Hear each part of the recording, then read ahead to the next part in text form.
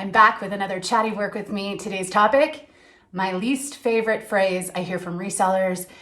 And I'll also talk more personal stuff at the end of this. I'm gonna work for about 45 minutes. I'm not sure my timing. I've got some shipping here. I've gotta go to the post office. So I'm gonna work for 45 minutes and then we'll take a 15-minute break at the end where I'll share some more personal stuff. And I've got a timer on my computer right here. So 5, 4, 3, 2, 1. Let's get started. So, full disclosure, I have said this statement that I do not like hearing. So I'm guilty of saying it, partly because I heard other people say it as an early reseller a few years ago. And the more and more I resell and the more I hear this phrase, it just gives me strong feelings about a lot of things. Just to let you know, I think I have about 9 or 10 eBay sales going out, and I have 3 Poshmark sales going out. So that's what I'm working on. I just need to get them all in packages. And so that is what I am working on today. So the phrase, it's not worth my time to list this item, or some variation of that. And I have some notes here. And again, I have said this, and I understand that what people mean by it, that maybe it's a low dollar item and the time and effort spent into, photographing something, listing it, shipping it, all that kind of stuff, is it worth the time? And I heard so many people say this, especially in my early days when I would watch ThredUp boxes, and I also did ThredUp boxes, which is probably where I said it quite a few times, is you would open this box of, half junk and half maybe sellable stuff, if you were lucky. And so a lot of times you'd be going through this box and you would sit there and go, pick up an item and say, oh, good, I might be able to get $20, $25 for this. Or, oh no, this, I may only even get $10. Or you've had bad experience with a brand and it just sat too long. Whatever the reason is, I think it's a very common phrase. But I think it can really give the wrong impression to a lot of resellers who maybe do sell low dollar items and make it work and still make a profit. And in my opinion, the biggest concern of this is how can you rephrase the phrase, say a different phrase and mean the same thing and actually a more proper thing. So if you are very efficient with your time photographing, listing, and shipping, if you have that dialed down and are very efficient with it, most items that you could sell for $10 and maybe buy for $1 or $2, it would be worth your time if you were efficient enough. So some other phrases I think that could be said instead, and what I try to think of when I'm about to say it or think it, is 1, I just don't want to list this. I just don't want to. There's nothing wrong with that. There isn't. If you are someone that's not motivated, or you have to be motivated to like an item, to get excited about an item, to get the energy to go photograph it and put the work in. If you're not excited about whatever item it is, then that's going to be a really challenging thing. But it's not because the item's not worth it. It's because you don't want to list it in that situation. And again, completely fine. But it's not that the item isn't worth listing. Because if you think about it, if you had a really efficient process, you could probably list, do everything from photos, listing, putting it into inventory, 10 items, maybe, let's just use that as an easy example. In an hour, if you did that 8 hours every day and you sold those items, the amount you'd be paid per hour in profit would be worth your time. And this is mostly coming from, there's different perspectives of part-time versus full-time resellers.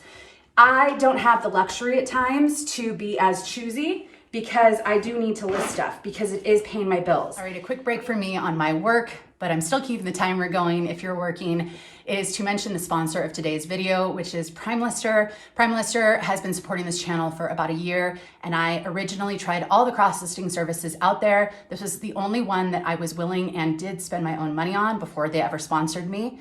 So PrimeLister has some exciting features coming out. You may have heard me talk about the auto delist that's coming out, and that is still coming out soon, and I'm so excited. A few other things that they offer: Mercari has a bulk offer feature that none of the competitors offer. So if you sell on Mercari or plan to, that's a great incentive to try it out.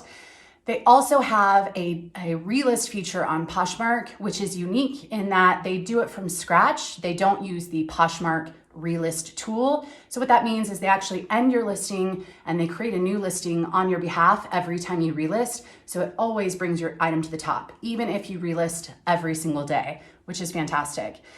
They're rolling out Shopify.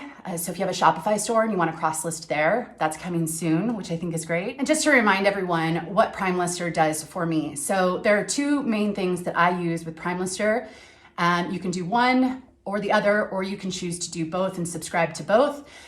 They do have the Poshmark automation, so they can share your closet for you. They can send bulk offers on your behalf or auto offers on your behalf, which is something that is fantastic. So you don't always have to worry about sending people offers. And mainly for me, cross-listing. My sales today, I have, I think 9 eBay and 3 Poshmark. When Poshmark is down, which it has been, the importance for me to be able to have 2 platforms is what keeps me afloat. And that is what Prime Lister is helpful. It saves me so much time and it makes my life so much easier. So one more thing, if you are using Prime Lister, feel free to go over to the Chrome web store to leave a review. They're wanting to get feedback, and if you love it just as much as I do, I'll link below the store. Also, if you want to try Prime Lister, there's a link below as well. You can try it for free. I just can't say enough good things about it, and I genuinely mean it. This is really a platform that I use every day, multiple times a day, and it's made a huge difference in my business. So thank you, Prime Lister, for sponsoring another video. Let's get back to work. If I was not worried about paying my bills with every sale and with every time I go thrifting, I would have a very different business model, and that's completely okay. But I think that the concern is that when you hear people say, oh, this J. Crew top might only sell for $15, it's not worth my time to list and to sell. I just think that there's a lot of people that do make it work with J. Crew items that sell for $15, and it is worth their time. So the other way that you could say it is, I like to shop more than I like to do the other reselling work. So this is probably a really hot topic for me, but every time I hear someone say, focus on shopping smarter, and, I want my ASP to be here, and I want to keep raising that and all of this stuff. I think the problem is, some of us can't shop all the time or don't want to shop all the time. Shopping at thrift stores actually exhausts me. Shopping online to try and do retail arbitrage or even, find other pre-owned items to buy and flip online, it all exhausts me and it's all still work. So admit to yourself that it's not that item isn't worth your time. You would just rather go spend that time shopping to find higher dollar items to flip rather than work and do some of the photos, listing, and shipping of more items, a more quantity of items. Again, there's nothing wrong with liking the shopping part. And if you have, 10 thrift stores within a 10-mile radius of you, you probably can really make that work to do more shopping and less of the other work. But for someone like me, I can't thrift that often. And so I do have to make it work sometimes with lower dollar items. The other thing that I think people can say is, and this goes back to kind of what I said earlier, my efficiency needs improvement, and fully admit that if you don't think a $15 item that, can sell like a J. Crew top or whatever isn't worth your time, is it the item that's not worth your time, or is it your efficiency and the way you work at home that could be improved? Again, I'm right there with everyone. I am constantly looking at ways of how can I streamline my processes. Obviously, when I do something like this, a Chatty work with me, I'm not as efficient as, because I'm trying to think of talking as well. But, when I'm just listening to music or just focusing with a timer on my own, I am really like, how can I speed things up and be more efficient and take less steps? And I'm not like I want to become robotic, but I do think there's room for improvement every day that I work. So just admitting that it may not be the item, it may be your efficiency that isn't as great, if that makes sense. Because I see I see resellers who sell an average sale price of $10 and they sell 100 items a day, and they are efficient and they make it work and they make great profit. So I think those are the 3 phrases I would say instead of "this isn't worth my time." But again, I've said it and I hear it all the time, so I know why people say it. It's just a common phrase. I think I mentioned this. So the reason this phrase bothers me is I get a lot of comments from new resellers on my, what is going on here? Sorry, I can't figure out this layered thing. I see, I get a lot of comments from people and a lot of messages on Instagram from new resellers who get discouraged when they hear things that seem so far off from what they have access to or what their sales are like. And it can be discouraging. And I know that some people are motivated by big numbers and, sayings like that. And I'm not saying you can't make improvements while you're outsourcing, but, and that you can't improve your ASP and that those aren't good things to look at and know about. But I think with this phrase, if someone pulls out something, again, I've been guilty of this, like a cute J. Crew top, and I sit there and go, I can only get 15 for this, so I'm probably not even gonna list it. It's not worth my time. Someone watching that video who only finds $15 J. Crew items, they could be discouraged that they're never gonna be able to resell. And that's just not the case. And so it bothers me when I say things that could give someone less hope, because I think there's so many different reselling business models, and what works for me may not work for someone else, and vice versa. And part of it is listening and listening to people and following people who I think are a little more down to earth and are a little more understanding of, this is what I'm sharing and how I do it, but there's so many different ways to do it, and it's about trial and error and all that kind of stuff. So yeah, and again, if anyone else has said it, I have too, because it's just, we hear it so much. And I mean, to be perfectly fair, I'm trying to think of like an item. If I were to get an item that might only sell for $5 and it might take 2 years to sell, I'm trying to think of like, let's take a Walmart tank top in a box, and retail they're like $5. So pre-owned, listing that, it would be really hard to make any profit or pay for your time. So I'm not saying that there's no things out there that, can you make it work? I really focus on my average, my average sell price and do the breakdown from that. So I don't really look at all the items and go, oh, this one isn't worth my time. This is a listing and maybe someone will buy it for a few dollars and I can make my money back if it was from a threaded box or something. So again, I'm not saying that you can't ever go, or you have to list everything that you ever acquire, because again, it goes back to, you might just not want to list it. Like the other phrase that I said, you might just not want to list it. Then just say, I just don't want to list this, rather than this isn't worth my time. I don't know if that makes sense. But again, when I try to think of these chatty work with me's, I get questions and I see comments and I see frustration, and there's just certain topics that I think I sit here and I stew about, and I don't really want to include it in other videos, but I can, I have a lot to say about it. So that's where we're at. Let's see. So the other thing that I already kind of briefly mentioned, but I kind of want to reflect on this one a lot longer, because this is probably the core of my hatred of this statement, stems from people who really spend a lot of time sourcing, but they don't think of that as work time. And they think it's better to spend more time sourcing and sell items at a higher price, because then you're spending less time taking photos, less time listing, and less time shipping.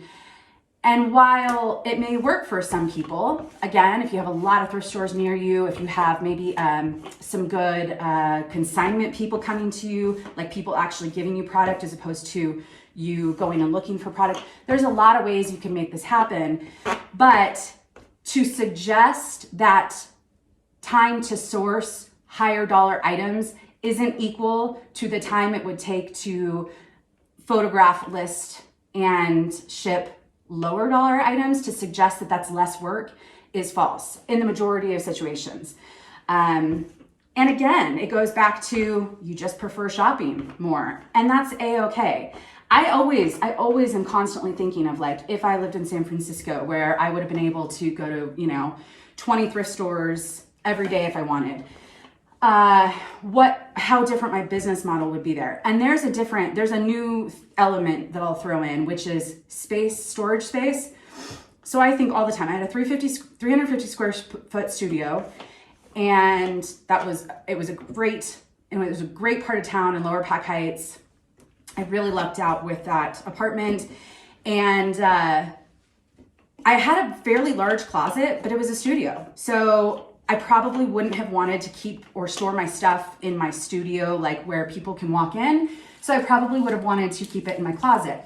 Well, then I would have been really limited with space. Even though it was a fairly large closet, it still probably would not hold that much on top of my own personal stuff. So if you're space confined, then the argument is, I don't have space to store all of this stuff. I guess that's the fourth alternative of what you could say instead of this isn't worth my time.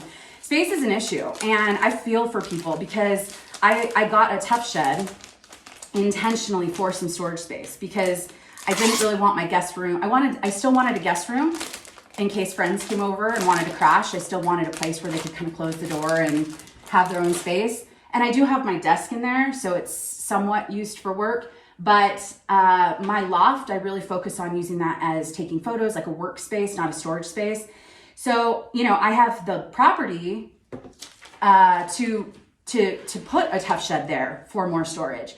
So I do understand that we're all in different situations, but again, most of the time people aren't explaining all of these different situations that, you know, for me to store items, it doesn't really take up any space. I have it. So yeah, I guess this is more reflection on me and mistakes I've made and things I've said that may have possibly given someone an impression that they need to do it this way, or they have to say the same thing of this isn't worth my time.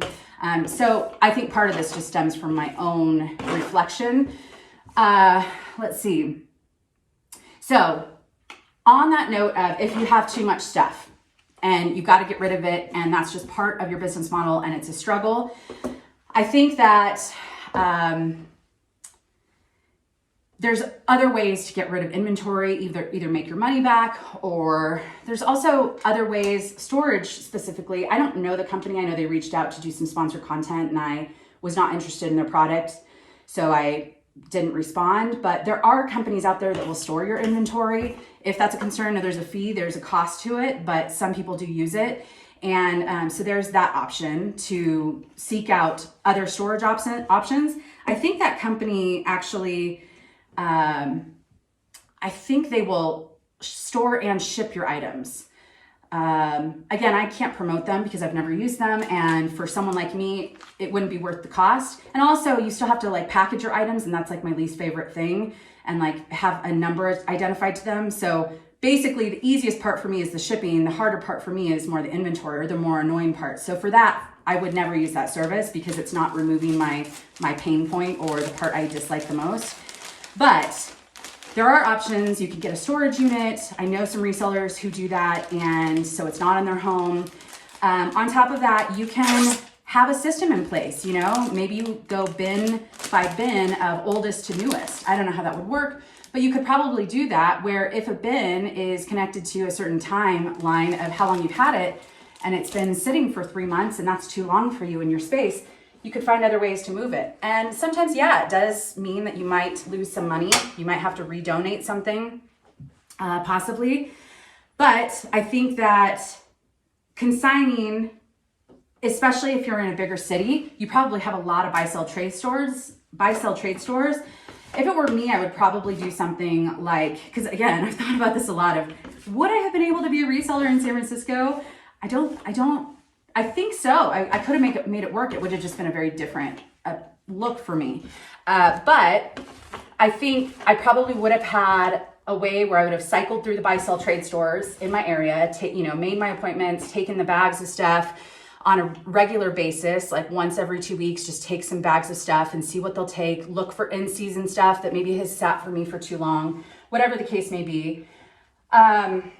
And anything that they didn't take, maybe then send that off to things like ThreadUp. Now, I'm not a huge fan of ThreadUp. I know I've addressed this before, but you know, ThreadUp is,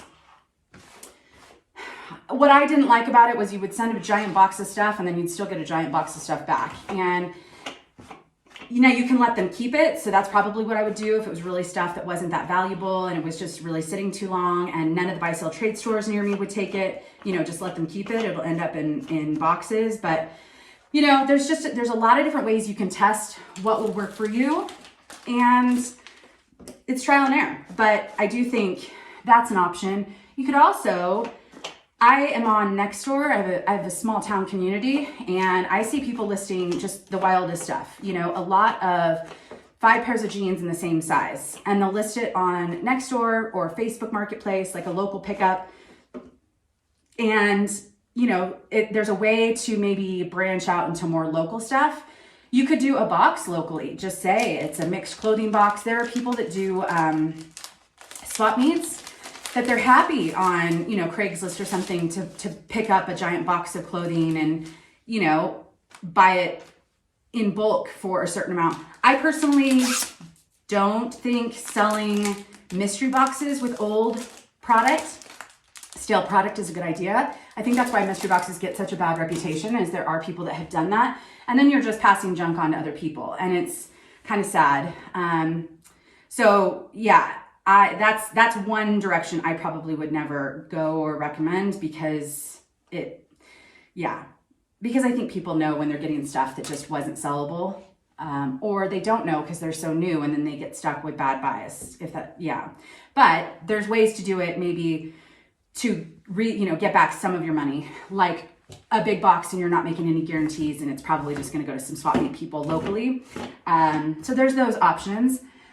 And then you could also, like, let's say you get a whole bunch of stuff. I'm trying to think, you know, maternity or dresses or jeans. And you, instead of listing them individually and trying to sell them individually for $5 to $10 a piece, you could just make lots on Poshmark and just make a lot, have some common thing around it, like maybe size. And it could just be, you know, 10 size 6 clothing items, not for resale. Items will be, you know, mall brands and lower end brands, and just sell for $30 or $25 and, you know, again, recoup some of that money. That to me is not a reseller mystery box, as long as you're disclosing like these items might only sell for $5 to $10 a piece. Like if you were really honest about that and truthful, I think, you know, you could probably make that work. And because you didn't list them, you truly aren't just like dumping stuff on other people that it probably won't sell for them either, if that makes sense. So there's ways to move kind of low end product and still make some money back. And yeah, so, all right. Okay, and then this is the other thing. I don't know how much time we have because I obviously go so slow. We might have to shift the computer at some point, or I might have to shift the topic to another hot button topic, because I'm not sure I could talk about this exact one for 45 minutes. But the other component is Poshmark specifically. I think they're style-based sellers. And I think the goal here, I probably should have pulled those out. There's this philosophy that if you have a closet full of a style, let's just go with boho. Or Y2K. Isn't that a like trendy thing right now? If you have a closet and you want to cater to a shopper who's looking for that specific style for the most part, and you want them to be able to bundle things in that same style, and you are a style-based seller, then you probably, again, just don't want to list the item. It's not that it can't make you money. It's not that, you know, it's not that it's not worth your time. It's just, it doesn't fit your style or your aesthetic.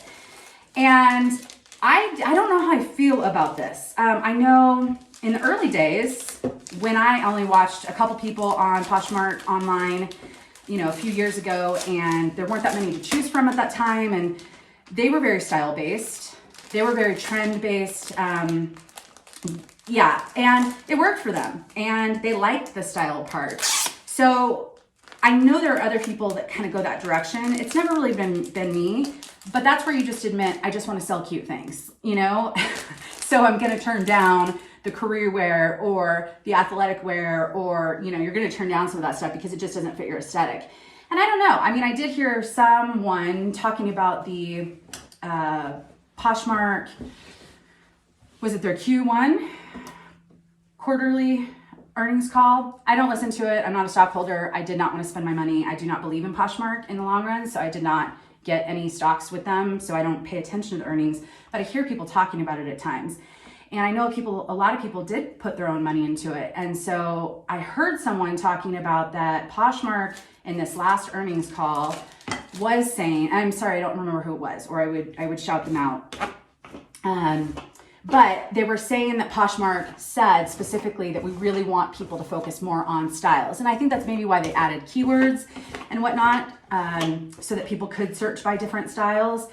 But, you know, just because Poshmark wants to go a certain direction doesn't mean that A, that's the right direction, or B, that you have to go that direction, because, you know, again, there are a lot of different business models out there. So yeah, you know, I mean, I think, again, it goes back to every time I hear someone say this isn't worth my time, I immediately jump to, then clearly you aren't efficient. And it sounds really bad because, again, someone probably said that about me at some point when I used to say that phrase. But the core of where my frustration comes in is I just don't want new people to think that if they can only find $10 to $15 items, you know, low dollar items, maybe they're not paying much, maybe they're selling out of their own closet. I don't want them to be discouraged that you can't build a reselling business successfully by selling lower dollar items. And yeah, I just sometimes feel guilt on behalf of all YouTubers. This is like a silly reference, but I think, you know, YouTube resellers get clumped together. Okay, we've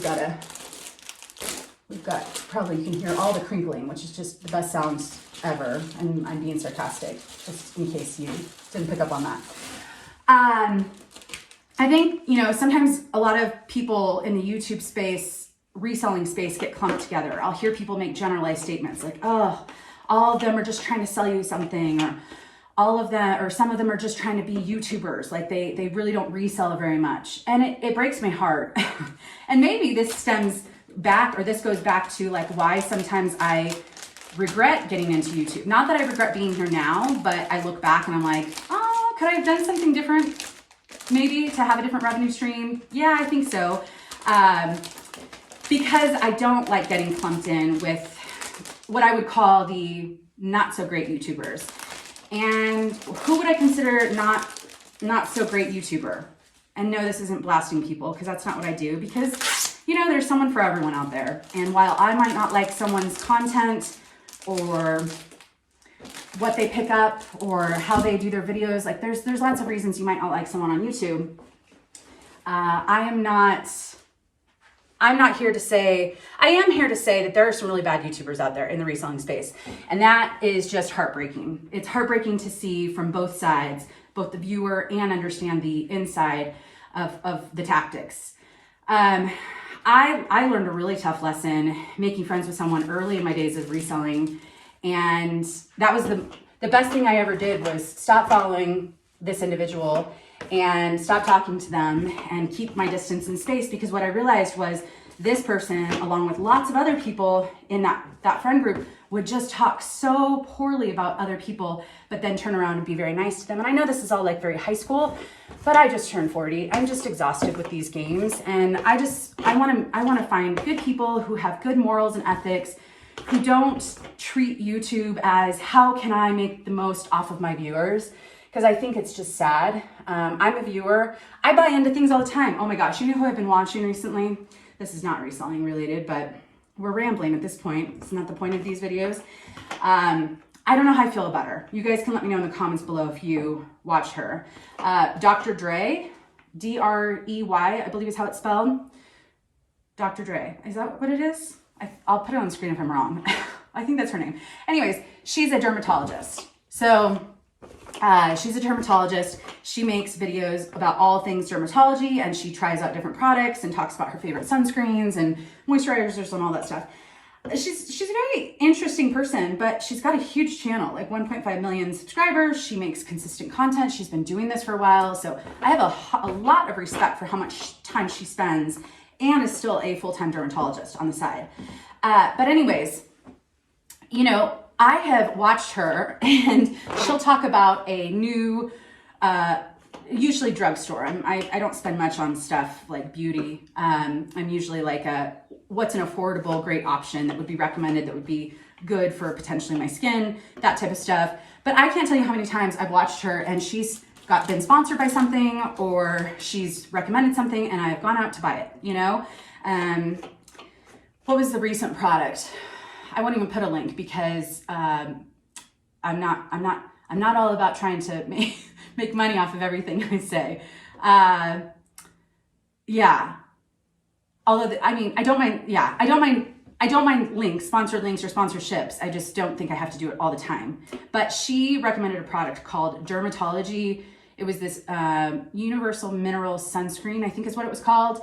And she talked about it. A couple other dermatologists talked about it. They linked it. I clicked on one of their links. I bought it. It was pretty affordable. Dermatology Without the Vowels is the brand.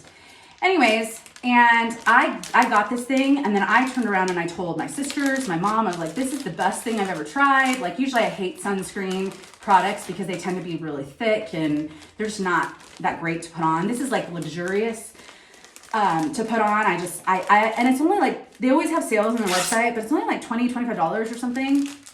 So it's like a 1.7 fluid ounce. Anyways, I could go on and on about this and it's not related, but I think it's okay to support people on YouTube that make suggestions on, you know, what you can, or what they recommend and all of that stuff.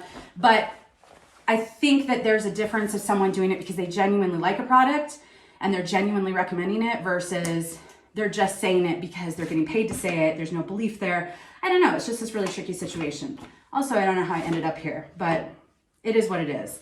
I only have, okay, it's funny because 3 of these items, I think I said it's like 9 eBay and 3 Poshmark going out. This is from like a day and a half of sales. So almost 2 days of sales. So it's not all one day, but my sales on Poshmark, I looked at my analytics on Poshmark. March was one of my worst, I think it was my worst month in sales on Poshmark in the last 2 years. I think I had some worse months in my first year, but, or first 6 months, but in the last like 2.5 years, it was my worst month ever. And I know everyone's been affected, but I'm really thankful, which goes into eBay and also Mercari, because I'm probably going to add that back in as far as cross-listing because of the auto delist feature with Prime Lister. But why have I already forgotten? What was I talking about? Poshmark, eBay. Oh, eBay. So the amount of people that say, I tried eBay, I'm not getting any sales, I've been putting all this work into it. I think that some of the best things in life do take a little bit of time. When I talk a little bit later on the break section of this, when I am talking about some updates on my personal life, one of the things that I will talk about is real estate, because I forgot to answer a couple of real estate specific questions on my recent Q&A. Plus, I just had a really fun real estate day yesterday, so I wanted to fill you guys in on that since some of you guys are interested to hear how that's going. But to put things in perspective, I started my real estate journey by signing up for real estate classes mid-July of 2021. Yesterday was April 14th of 2022. So how many months is that? 10 months? 9 months? May, June. Yeah, so it'd be like 9 to 10 months. Anyways, it's taken me 9 to 10 months to take the 3 college classes, to study for the state exam, to find a broker, to pay for all of the association fees, and so that I could actually like be a licensed person. And then I wanted to start making content. And yesterday was the first day that I actually wrote an offer on a house for someone. And I'll talk more about that later, but it took 9 months of me working and spending time on something to even write one offer. I still haven't even made any money. In fact, all I've done is just spend money on this stuff. So I think that, you know, eBay, for example, it took me probably a solid 2 months before I started seeing maybe like 1 sale a day on average. And then it probably took me 6 months before I was seeing more like 5 of sales on eBay each day on average. It just takes time. And I think that, you know, partly from my understanding, eBay does reward strong sellers who are consistently listing, consistently shipping on time, who have consistent good feedback, all of that stuff. So it is based, like, you almost have to kind of work your way, earn your way to the top with eBay. And that just takes time, which is hard and frustrating. So we are gonna pause here, and so that I don't have to do too much, I'm gonna finish up my shipping by just adding some labels. And then we're gonna drive for the remaining of this video because I have to go to the post office, and that is 30 minutes each way. And so we can continue this conversation, talk all things, whatever else comes up in my mind, and let's do this. All right, change of scenery. Luna, where are we going? Are we going to the post office? And then are you gonna go on a WALK for our 15-minute break? Right? All right, so I don't know where I cut out. My office is a little small to film in there, so I just finished up my shipping. We drove into town, so there shouldn't hopefully be too much background noise, but we are gonna drop off the packages, and on our way there, I figured I would continue the conversation, but I don't know where I left off. So this is the fun of the random chatty work with me. So you just don't know what you're gonna get. But just going back to the phrase that resellers say, it is by no means to like make anyone feel bad if they've said it or currently say it or want to say it.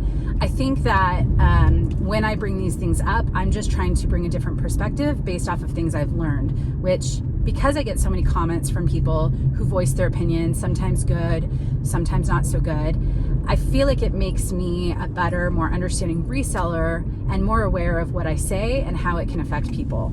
And so, and if you don't have any social media where you're worried about saying these phrases to people on the internet, it still is a mindset that I hope is reconsidered of, is it that you can't make a profit off the item, that it wouldn't be worth your time, or is it that you don't want it to be worth your time, or because of a number of factors, which I've kind of already shared.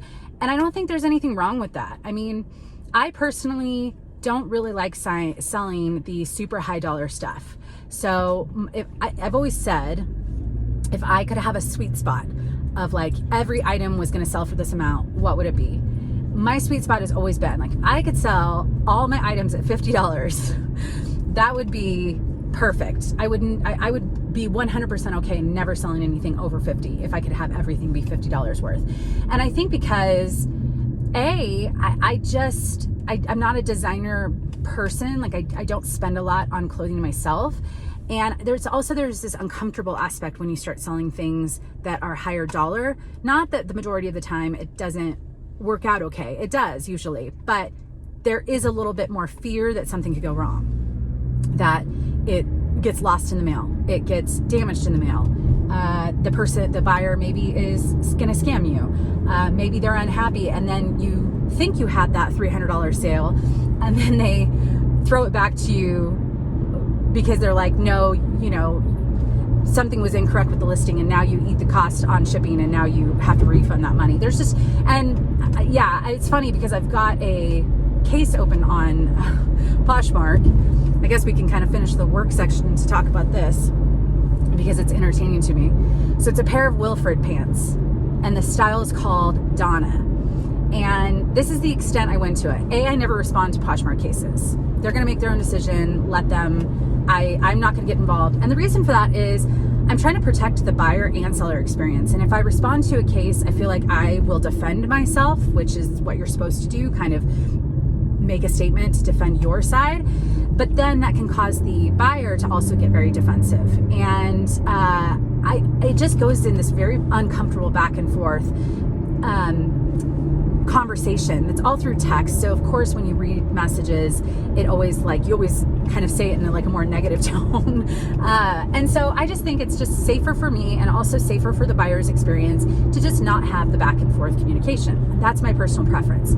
So she opened a case and she showed a picture of the tag and said that, oh no, this person sent me a size 6 pair of pants, not a size small, and showed the picture of the size. Still looks like a size small to me, but that's okay. And she said, here's another picture of another pair of Wilfred pants, size 6, so you can, size small, so you can see the difference. It was kind of a stitching, like a little bit on one side. It almost looked like they were connected. But here's what I did. Just out of curiosity, because I'm human and maybe it is a 6. Maybe I did misread the size. Although size 6, in my opinion, is a US size small. You guys can leave a comment down below if you think wrong. But my understanding is size 6, it does fit in the size small category. So, and she said, these are falling off of me. They are so big.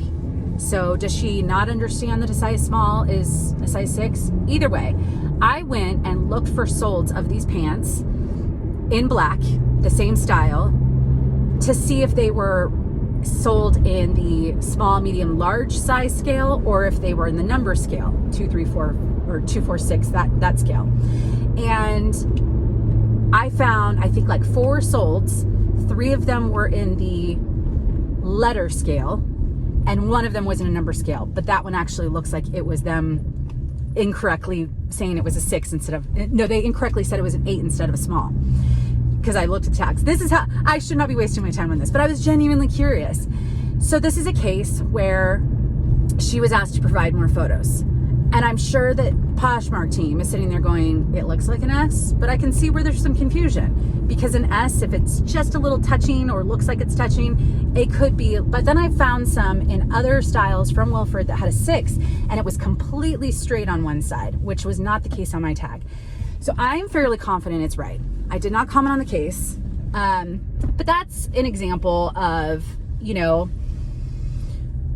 of things that are frustrating as a reseller. I don't know how I jumped into like eBay cases. Oh, because of, eBay cases and just in general having, sorry, I'm parking. We made it to the post office, right, Boo?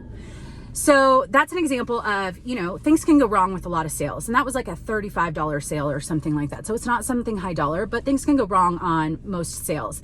And I don't blame people for genuinely thinking, you're not going to bark at him. Good girl. Sometimes when people walk too close to the car, she goes into guard dog mode. And I'm like, Luna, they are not coming to attack you. Anyways, so that's a case where it's just, I wanted to respond and say size 6 is a US size small, unless, again, I'm mistaken, but that does fall in the small category to my understanding. And falling off, I don't know. Was it a style thing? I do feel bad when people are unhappy, but anyways, this all goes back to, I would much rather feel more comfortable, because if they approve that return from Poshmark, it's $35, I'll relist it. It's not the worst thing that's ever happened. If it were a $300 item and they approved that case, I would be bummed, because then that would be returned to me and then I'd have to wait for it to sell again. And that's a lot of money to, to think you had and then have to kind of think you lost. So yeah, I don't know how we spiraled here other than, it is, what, Boo? Is it a good day? It is, to each their own with reselling. I think, a lot of people say a lot of the same things. Like one of the things that I hear a lot of is people making statements about Poshmark, for example, of, oh, well, you have to do community shares or, to stay active and that's going to help you with your sales. I've heard a lot of people say that, and I don't do any community shares. I only did it in the very beginning to get ambassador status, and then I never did it again. But people still say it out there. People say things like, this isn't worth my time. And then some other reseller hears that, and they're like, oh, well, I guess it wouldn't be worth my time either to sell it for $10 to $15. When in fact, if you're efficient and you have it handy and you want to list something, it can be worth your time if you make it work. Good girl, Boo. You're not hollering at anyone walking by. I'm very impressed.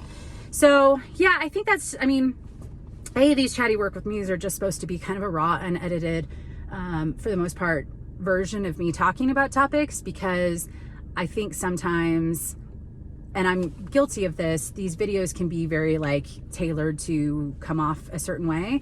And, you know, I have opinions and thoughts, and some people can disagree with them and some people can agree with them.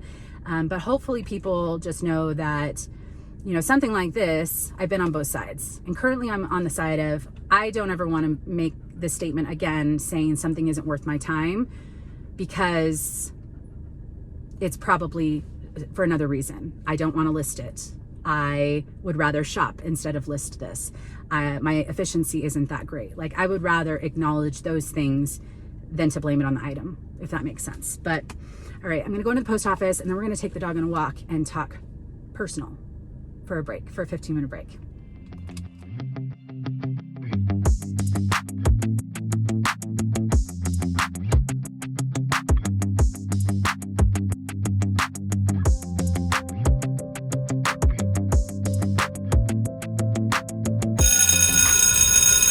Some water, Boo. How was your walk? Huh?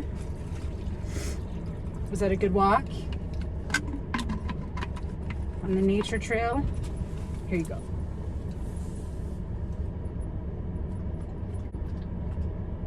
You good? Luna, do you need any more? Luna, want some more water? No? Okay.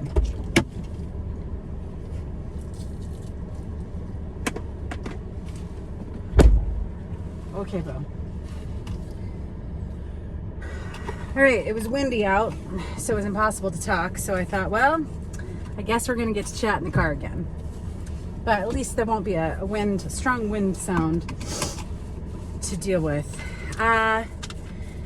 So, real estate. There were 2 questions on my last Q&A that I had written down and that I missed because I had so many questions. I was trying to go in order, and then I just missed those 2. And I didn't want to refilm or add any more, so I just decided, well, I'll add it in one of my Chatty Work With Me's.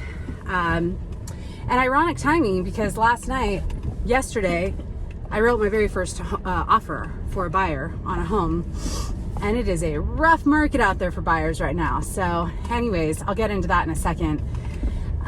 But one of the questions was, how did my real estate venture start? Like, what prompted me to do this?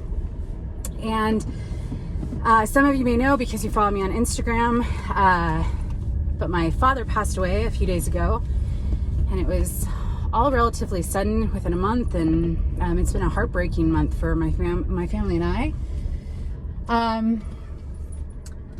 But he was one of the reasons. Both my parents, but I think my dad, who's a numbers guy, he was a CPA, he does my taxes, and I think he knows the potential in real estate. And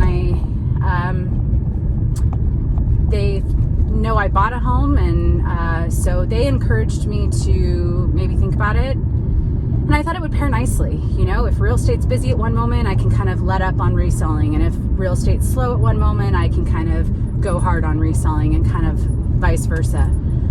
My dad was also a big reason why I finished my college degree, because I felt like quitting a billion times. But I think for him, he had 3 daughters, and he wanted us to always be able to have options for employment, make decent money, take care of ourselves if we need to. And so, you know, I like having options. You know, do I use my college degree now? No. Did I use it to get a few of my jobs? And those jobs helped me become the person I am, that makes me the business person I am? Absolutely. And I can always use my college degree if I wanted to in the future. And I actually had fun with it, especially near the end, because I liked my major. So that was one of the best things I did. And I have both my parents, but especially him, to thank for pushing me and constantly asking, how are your classes going? You know, just being there and being involved. Not physically being there, but like conversations on the phone. So anyways, the real estate stuff, I signed up for my real estate classes last July. And I just thought, well, if I get my real estate license and if I sold a house or 2 each year, that would be nice 401k money. So yeah, so it's been quite a long process of, you know, I already work a lot, and then you add on having to take 3 online college courses, and then you have to study for a state exam, and then you have to, you know, go through all the process. I think I already shared that. It's been a long time coming, and my whole goal originally, I have my second YouTube channel, which when I started it, it was just more vlogs and not car camping. And when COVID hit, I needed content out of my house, and so I asked my old real estate agent, hey, do you mind taking me to a couple houses and we can make some videos? So I did 2 real estate videos with him. And what originally prompted the idea in my parents' head and then nudged me to do it was a guy saw me at a brewery in town, and where we have trivia once a week. And I get recognized at thrift stores for my main channel, but I don't get recognized in Tehachapi for my second channel or anywhere for my second channel until this point when this guy said, are you on YouTube? And I was like, yeah. And I was thinking maybe he was thinking of COMMONTAGS. And he said, oh, I'm buying a home right now up here, and I'm using your realtor.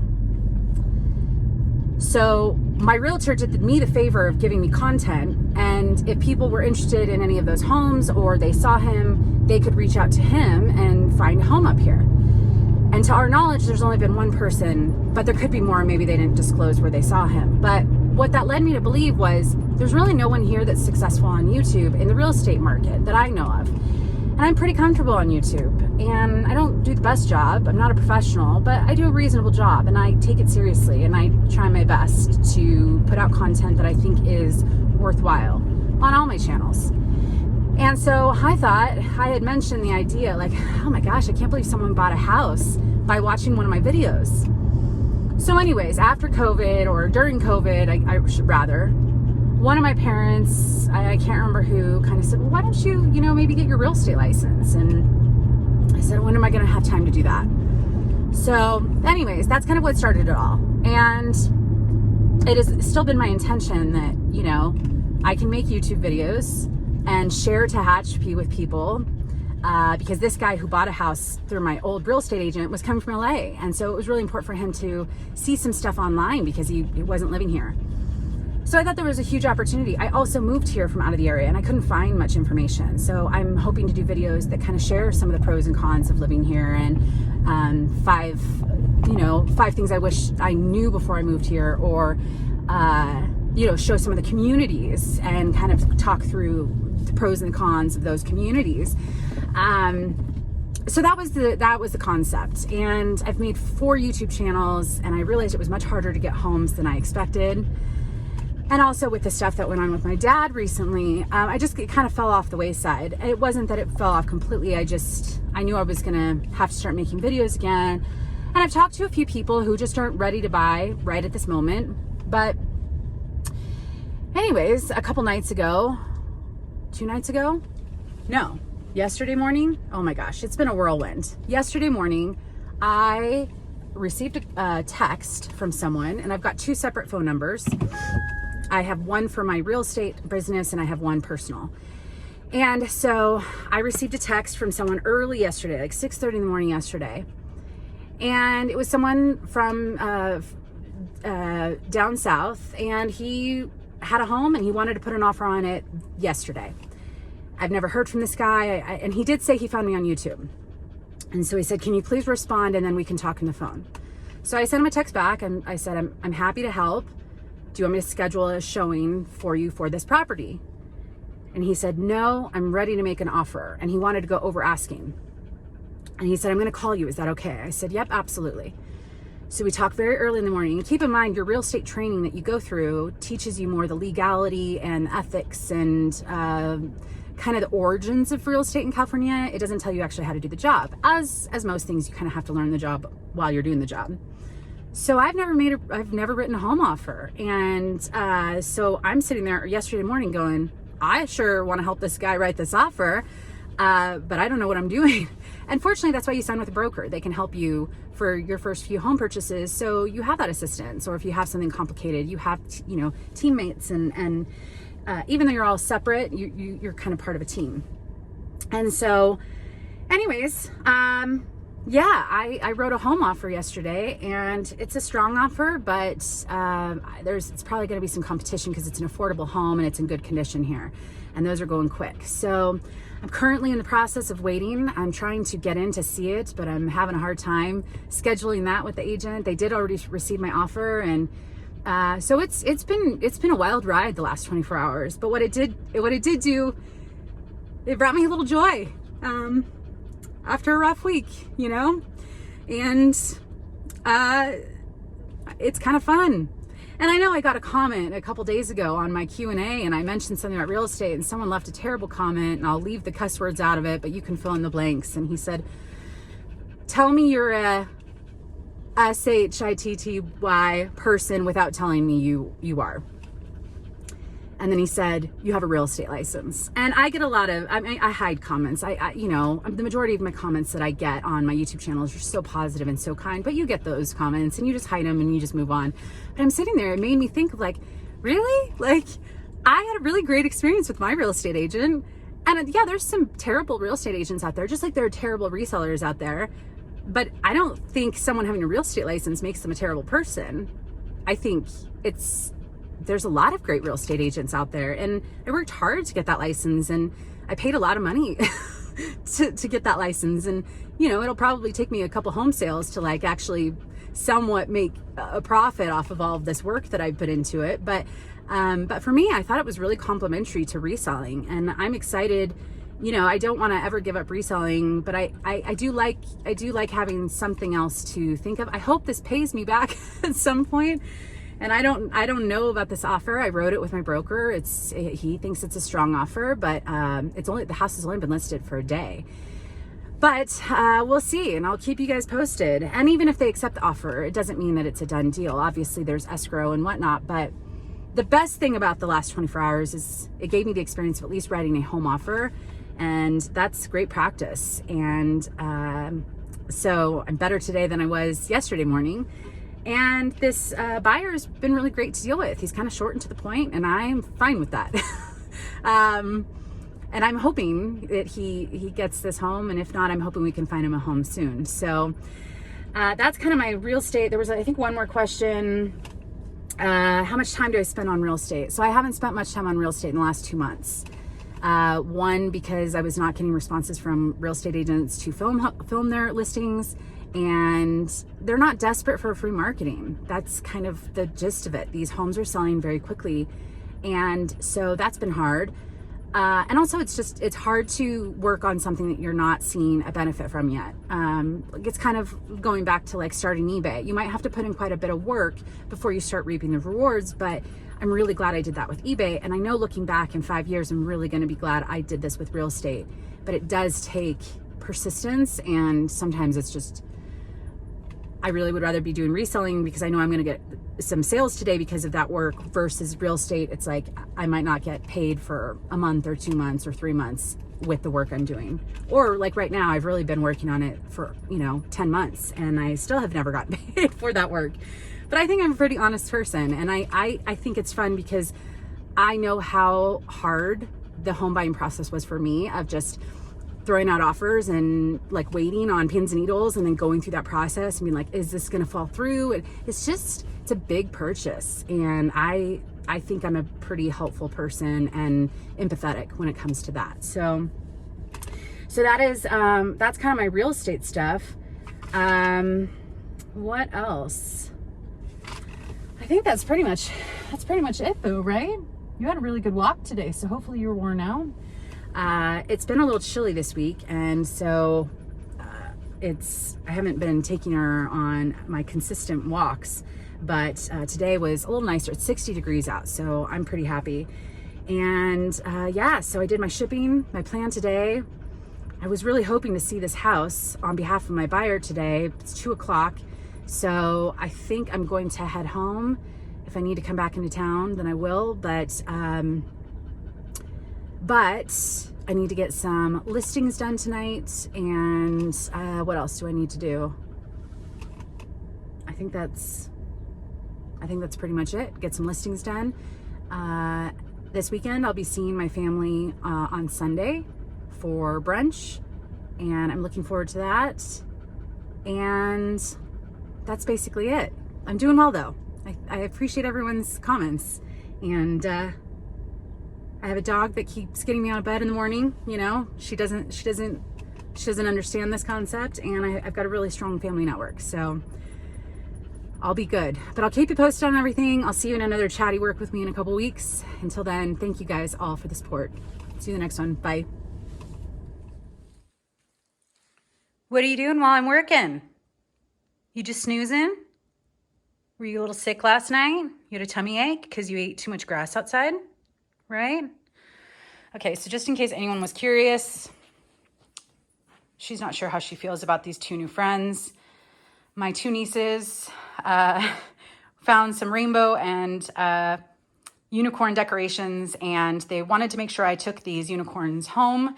And so I didn't know where to put them. So I figured, well, they kind of fit perfectly in these chairs. Luna's not a huge fan, but she's tolerating it right now. So yeah.